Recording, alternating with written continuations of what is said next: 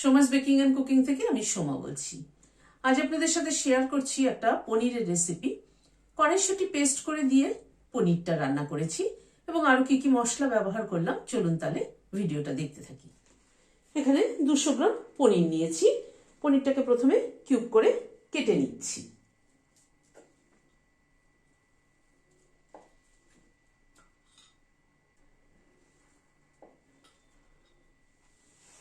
পনিরটাকে cube করে কেটে নিলাম।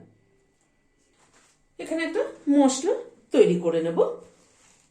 গ্রাইন্ডিং জার নিলাম, এরকম বাটির 1 বাটি কড়াইশুঁটি নিয়েছি। কড়াইশুঁটিটা দিয়ে দিলাম। খানিকটা ধনে পাতা নিয়েছি, ধনে পাতাটাকে ছিঁড়ে দিয়ে দিলাম। ধনে পাতার ডাঁটিগুলোও কিন্তু ভীষণ ইম্পর্টেন্ট, এখানে দিতে হবে। এই যে দেখুন মোটা মোটা ডাঁটি যেগুলো আছে, মোটা সরু যাই আছে সবগুলোই কিন্তু আমি দিয়ে দিয়েছি। ধনে পাতার ডাঁটিতে কিন্তু মেন ফ্লেভারটা।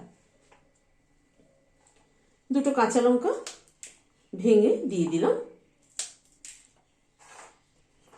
1 ইঞ্চি মতো একটা আদার টুকরো ছোট ছোট করে কেটে নিয়েছি, দিয়ে দিলাম। এবার সামান্য পরিমাণ জল দিয়ে একটা পেস্ট তৈরি করে নেব। গ্যাসে একটা কড়াই বসালাম, হোয়াইট অয়েল দিচ্ছি। তেলটা গরম হয়ে গিয়েছে। প্রথমে পনিরগুলোকে হালকা করে ভেজে নিচ্ছি।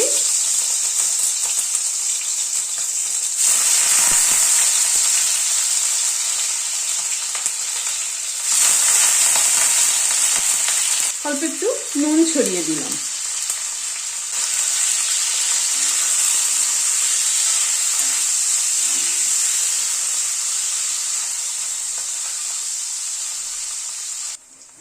পনিরগুলোকে হালকা করে ভেজে তুলে নিচ্ছি। এবার ওই তেলে এখানে একটা বড় সাইজের আলু ডুমো ডুমো করে কেটে হালকা একটু বয়েল করে নিয়েছি, সেটাকে ভেজে নিচ্ছি। অল্প একটু নুন ছড়িয়ে দিলাম। যেহেতু আমি একটু আলুটাকে বয়েল করে নিয়েছি সেই জন্য আগে ভেজে তুলে নিচ্ছি, তা না হয়তো মশলার সাথে কষাতে হলে আলু কিন্তু গলে যেত।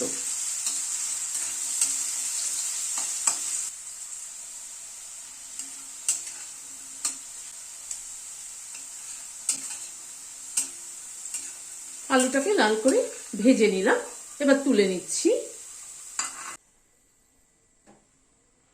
আলুটা ভেজে তুলে নেওয়ার পরে ওই তেলে 1 চামচ ঘি অ্যাড করছি।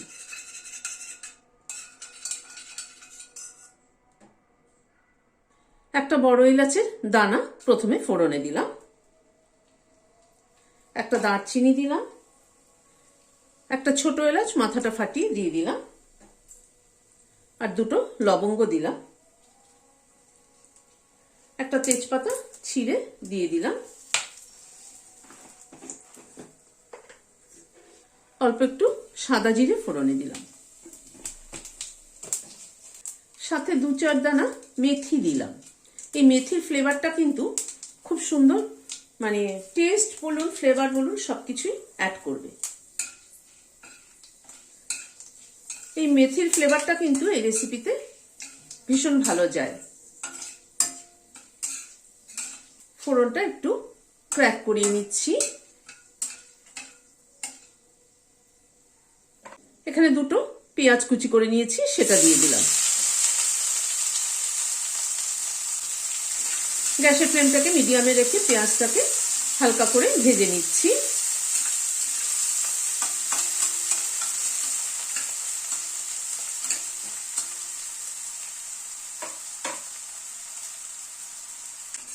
পেঁয়াজটা হালকা করে ভেজে নিলাম। এখানে 5-6 কোয়া রসুন থেতো করে নিয়েছি, সেটা দিয়ে দিলাম।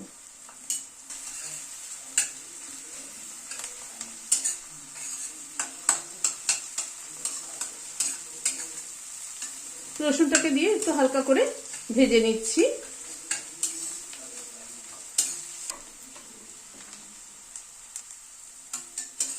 রসুনটাকে দিয়ে একটু নাড়াচাড়া করে নিলাম। উঁচু উঁচু 1 চামচ রোস্টেড ধনের গুঁড়ো দিলাম। এই ধনের গুঁড়োটা কিন্তু আমি ঘরে করে নিই। জিরে ধনে সবকিছুর গুঁড়োই কিন্তু ঘরে হালকা করে রোস্ট করে করে রাখি। হাফ চামচ কাশ্মীরি রেড চিলি পাউডার দিলাম, অল্প একটু হলুদ দিলাম, হাফ চামচেরও কম, নুন দিলাম হাফ টিস্পুন। গুঁড়ো মশলাটা একটুখানি নাড়াচাড়া করে নিচ্ছি পেঁয়াজের সাথে।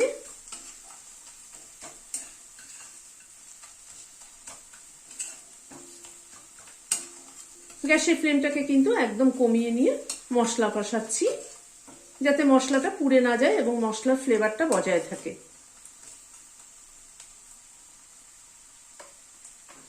এখানে একটা টমেটো কুচি করে নিয়েছি, সেটা দিয়ে দিলাম, বড় সাইজের টমেটো একটা।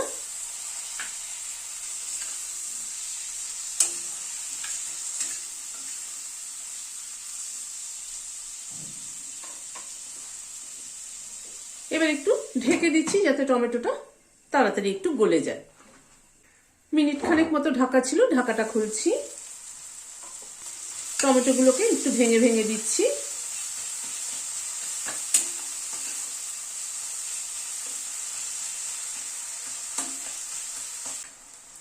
টমেটোটাকে একটু নাড়াচাড়া করে নিলাম। এবার এই কড়াইশুঁটির পেস্ট যেটা করে রেখেছি সেটা দিয়ে দিচ্ছি। এবার এই কড়াইশুঁটির পেস্টটাকে মশলার সাথে ভালো করে কষিয়ে নেব। এই কষানোটা যত ভালো হবে তত কিন্তু তরকারির টেস্ট হবে, কারণ কড়াইশুঁটির একটা স্মেল থাকে, কিন্তু সেটা ভালো করে কষিয়ে নিলে কিন্তু চলে যায় এবং খেতেও কিন্তু ভীষণ ভালো লাগে।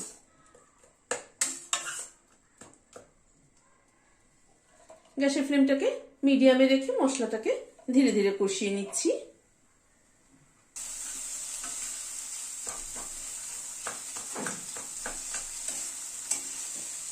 গ্যাসের ফ্লেমটাকে মিডিয়ামে রেখে 4-5 মিনিট সময় ধরে মশলাটাকে কষিয়ে নিলাম।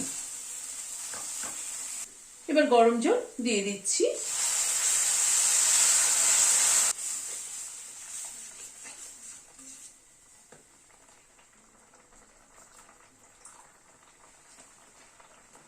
পনিরটাকে অ্যাড করে দিচ্ছি।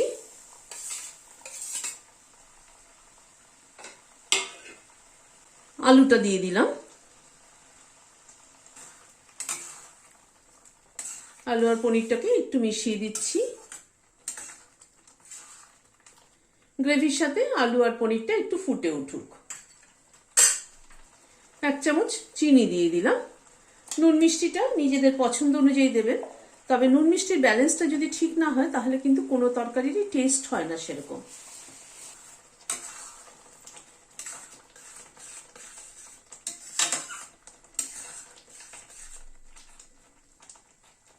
মিনিট 2-3 ফুটে উঠলো। অল্প একটু গরম মশলার গুঁড়ো ছড়িয়ে দিচ্ছি, এই 1/4 টিস্পুন মতো।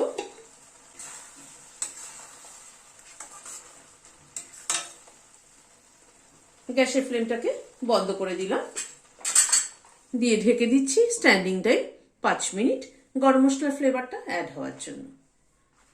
এই রেসিপিটি কিন্তু ভাত, রুটি, পরোটা সবকিছুর সাথে ভীষণ ভালো যায়। আপনাদের কেমন লাগলো আমাকে কমেন্ট বক্সে জানাবেন। ভালো লাগলে একটা লাইক এবং সাবস্ক্রাইব করার অনুরোধ রইল। আজ তাহলে এখানে শেষ করছি, দেখা হচ্ছে পরবর্তী ভিডিওতে। নমস্কার।